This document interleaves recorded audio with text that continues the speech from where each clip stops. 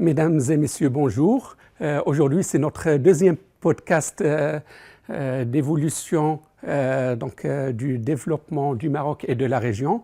Dans le premier podcast, on s'est intéressé à toute la dynamique de développement des pays de la région durant les 50 dernières années. Dans ce deuxième podcast, qui reste un podcast introductif de la série, on va zoomer sur une évolution majeure des 5 dernières années avant de commencer dans les futurs podcasts d'être plus proche de l'actualité. Et donc là, on va s'intéresser à une évolution majeure pour le Maroc qui est celle de son contexte politique. Pour voir cette évolution, on va essayer d'analyser quel est le contexte politique du Maroc. Donc le Maroc, il a à la fois un point fort et un point faible. Son point fort, c'est qu'il a une large côte qui lui permet d'avoir un potentiel d'échange avec l'ensemble des pays du monde qui est très très important.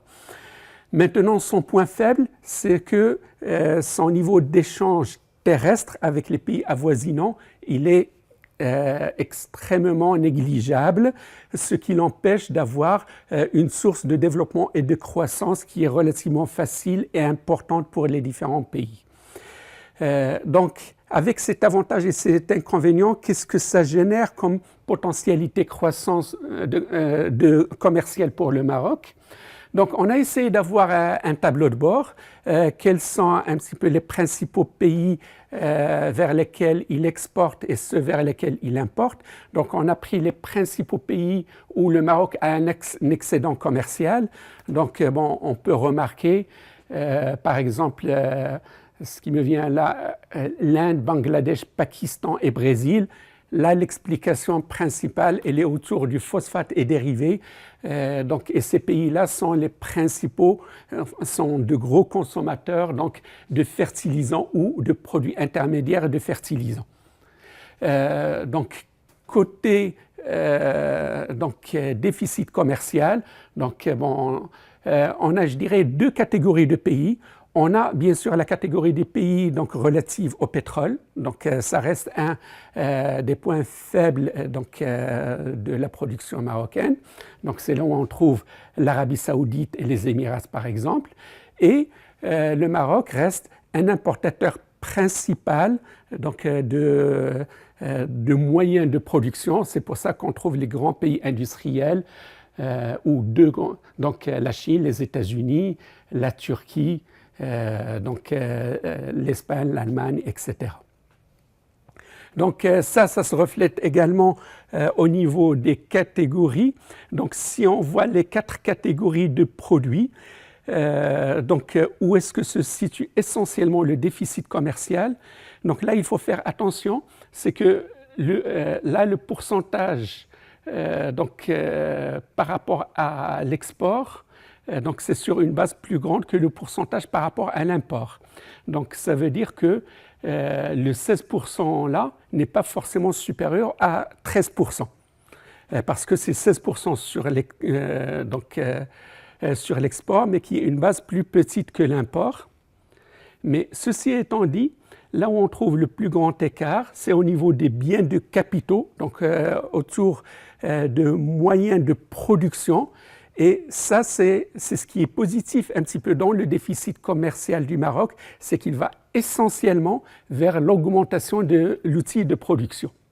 Et c'est là où on voit la différence en pourcentage. Donc, on exporte 9% de nos exports, c'est des biens de production, alors que ça fait partie de 19% de notre import.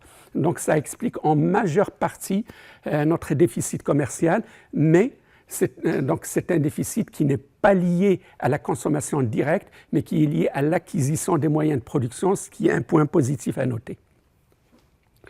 Concernant les principaux pays, on retrouve les mêmes remarques qu'on a vues auparavant. Dans nos principaux exports, on trouve 2 secteurs. On trouve le phosphate et dérivés, qui est à la fois ici dans le DAP, le MAP qui sont des engrais et l'acide phosphorique, et on a notre deuxième secteur export qui est l'automobile. Dans les imports, on trouve bien sûr le pétrole et tout ce qui est produits fossiles. On trouve un peu de céréales aussi, Et on trouve aussi l'ammoniac qui est un intrant dans la production du phosphate. Donc ça, c'est un tableau de bord commercial général du Maroc. Là, on va voir la faiblesse qu'on a vue tout à l'heure du Maroc, le fait qu'il soit une île sur le plan logistique, qu'est-ce que ça coûte au Maroc. Et donc là, il y a une étude de la Banque mondiale qui a été faite en 2012 et qui a été actualisée en 2018. Donc là, on va faire court. C'est un chiffre qui a soulevé pas mal de débats durant les années 2010, mais c'est un chiffre qui traduit quand même une certaine réalité.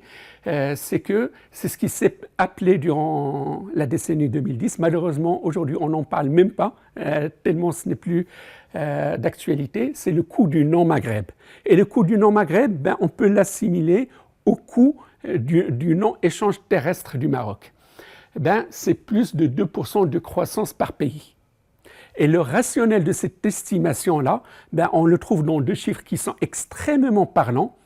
C'est que le taux d'intégration du Maghreb, c'est moins de 5%, alors que celui de l'Union européenne, c'est 60%.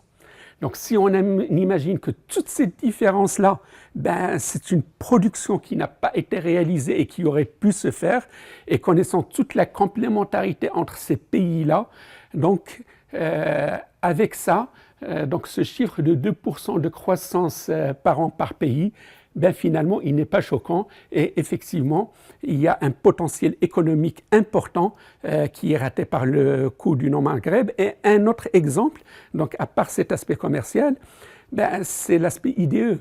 C'est une telle intégration, elle va faciliter les investissements directs étrangers parce que c'est plus facile pour un investisseur de venir vers un marché de 100 millions d'habitants que vers un marché de 40 millions d'habitants. Donc, par rapport à cette situation initiale, qu'est-ce qui a changé récemment? On peut dire qu'il y a deux éléments principaux qui ont été changés. On ne va pas les quantifier tous les deux, on va essayer d'apprécier le potentiel de l'un des deux, mais on n'a pas les outils aujourd'hui d'apprécier l'autre.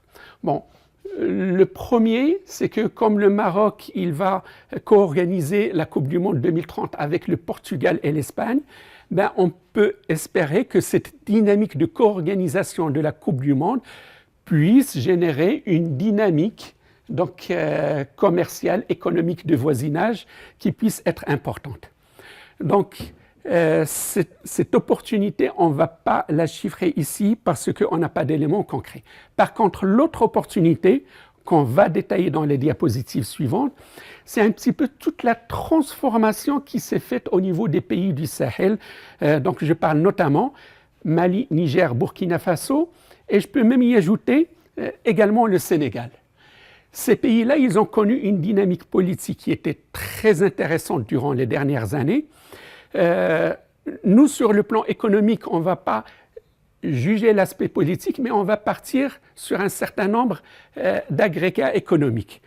Quand un pays se consolide ou quand une région se consolide, elle offre plus de potentiel économique que lorsqu'elle est divisée, lorsqu'il y a des guerres internes, lorsqu'elle est dominée par une puissance étrangère, etc. Et là, on peut dire que ces pays du Sahel, ils ont connu une dynamique durant 2022-2023 où, premièrement, ils ont pris une certaine distance par rapport à un tutorat passé de la France notamment. Et deux, ils ont connu un processus de consolidation. Bien sûr, au début, ça n'a pas été forcément bien vu par le contexte régional de l'assemblement des pays de l'Afrique de l'Ouest, mais après, ils ont pu bâtir à la fois une intégration interne à ces trois pays et une certaine dynamique régionale.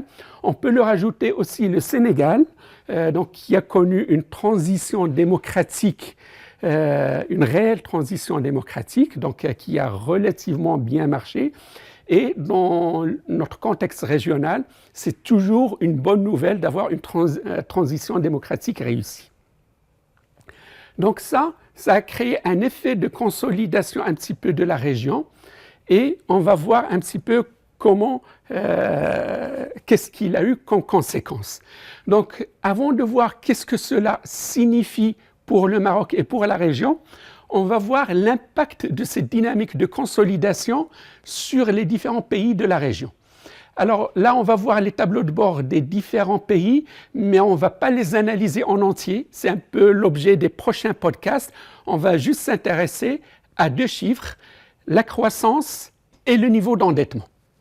Donc, si on commence par le Maroc, donc pour le Maroc, sur les 2 dernières années, on a une croissance 3,7%, 4,8%, ce qui est correct, et un niveau d'endettement à 70%. C'est élevé, mais ça reste, disons que 70%, c'est un petit peu la limite d'un endettement raisonnable. Pareil pour l'Algérie, donc il y a une croissance, je dirais, niveau intermédiaire intéressant sur les 2 dernières années et un niveau d'endettement acceptable, donc à 47%. Pour la Mauritanie, pareil, une croissance acceptable sur les 2 dernières années, 7% et 4,7%, un niveau d'endettement acceptable, donc qui laisse la marge de manœuvre donc, aux décideurs publics, donc 42% et 40%. Donc là, je parle surtout de l'indicateur dette sur GDP. Pour le Mali, donc 4,7% et 4,4%, pareil, un niveau d'endettement,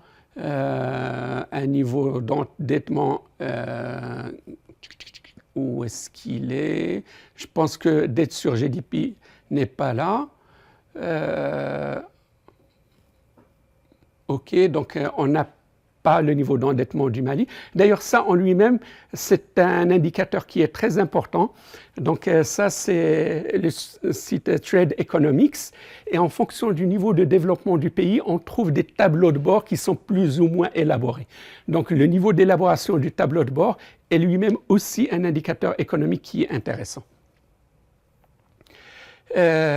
Pour le Niger, donc pareil, on a une croissance très intéressante sur les 2 dernières années. Bien sûr, on parle de base basse en termes de production, mais ça montre quand même qu'il y a une dynamique et qu'il y a un cadre institutionnel qui permet d'avoir une croissance. Et donc pour le niveau d'endettement, voilà, donc 50%, 47%, qui reste un niveau d'endettement acceptable. Burkina Faso, pareil. Donc, pareil, un niveau de croissance intermédiaire intéressant et un niveau d'endettement à 52% qui est très acceptable. Et finalement, le Sénégal. Donc là, on a une croissance très importante sur les 2 dernières années, donc de 12%. Bon, on ne va pas faire attention au dernier trimestre. C'est normal d'ailleurs après 2 ans d'une telle croissance. Et pareil, un niveau d'endettement qui reste très acceptable, voilà, 53%, 56%. Donc, pour l'ensemble des pays de la région, sur les 2 dernières années, on a à la fois un niveau de croissance qui est au moins intermédiaire, voire même très intéressant, et avec un niveau d'endettement qui reste maîtrisable. Ça veut dire que les pouvoirs publics gardent une certaine marge de manœuvre. Donc, on voit que cette amélioration institutionnelle de ces différents pays, elle a généré une dynamique de croissance. Mais ça reste une dynamique presque interne à chacun de ces pays, même s'il y a entre Niger, Mali et Burkina Faso, une certaine ouverture qui s'est créée dans l'adversité, je dirais. Et donc, qu'est-ce que ce nouveau contexte-là change pour le Maroc? C'est dans ce contexte-là que le Maroc il a lancé une initiative très intéressante qui est le corridor atlantique. Donc le Maroc il a décidé, il avait déjà un plan de construction d'un grand port au niveau de Dakhla. Et ce grand port va être un oxygène atlantique à l'ensemble de cette région-là. C'est une initiative qui a été prise de manière très positive par ces pays-là, même si un certain nombre de défis demeurent. Maintenant, on va voir les défis. Cette initiative, qu'est-ce qu'elle apporte?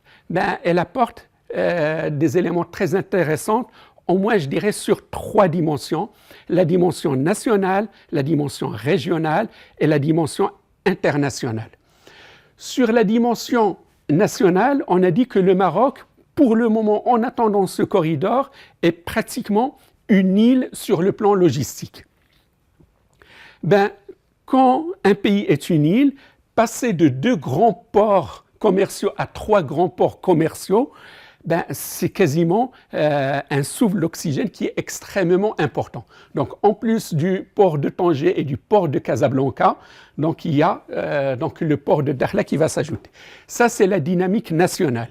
Et bien sûr, il va ajouter toute une facilité logistique parce qu'aujourd'hui, plein de biens de production industrielle, ils traversent tout le Maroc pour aller vers les provinces du Sud. Donc, ça va donner énormément d'oxygène et de potentialité de développement pour les provinces du Sud. Ça, c'est la dynamique nationale.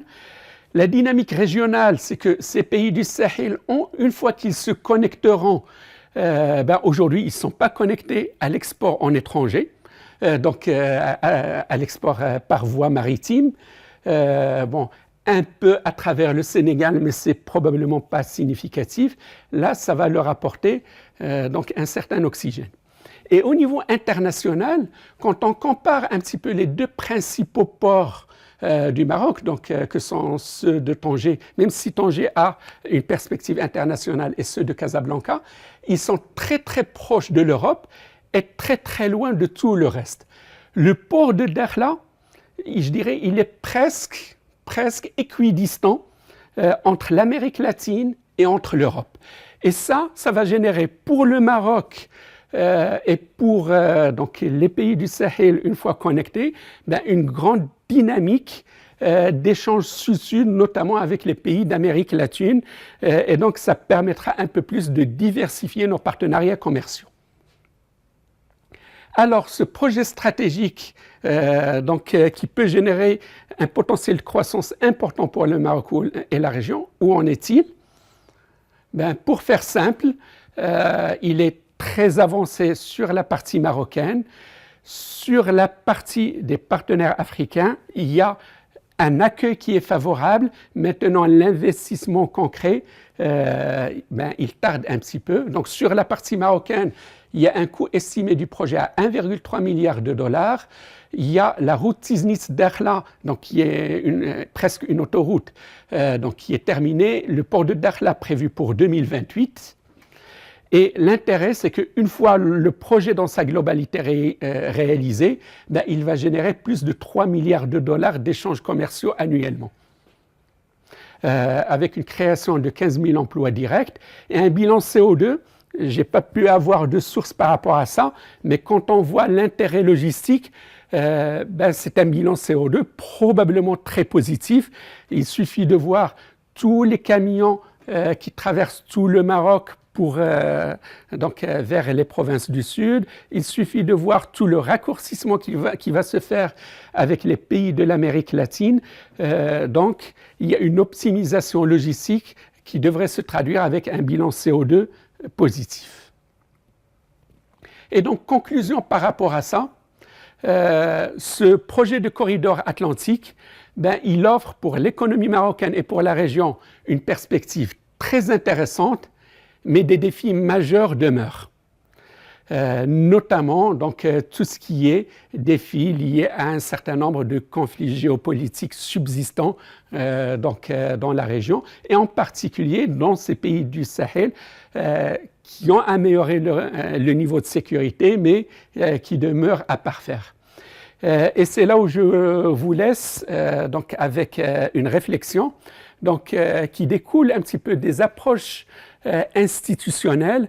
Alors, les approches institutionnelles en économie, qu'est-ce qu'ils disent? Ils disent que finalement, le potentiel de croissance, il est très, très lié à la force institutionnelle, à la capacité d'organisation dans un pays, dans une région, etc. Et là, il y a une phrase que je tire de ce livre de Lerner, c'est qu'une transaction économique est un problème politique résolu. Et ça résume bien le projet qu'on va voir. Ce projet, il a été généré par une résolution d'un certain nombre de problèmes politiques au sein de la région, à l'intérieur des pays du Sahel et entre pays du Sahel. Maintenant, des problèmes demeurent et c'est la résolution de ces problèmes-là qui va générer des capacités de croissance et des capacités économiques supplémentaires. Je vous remercie.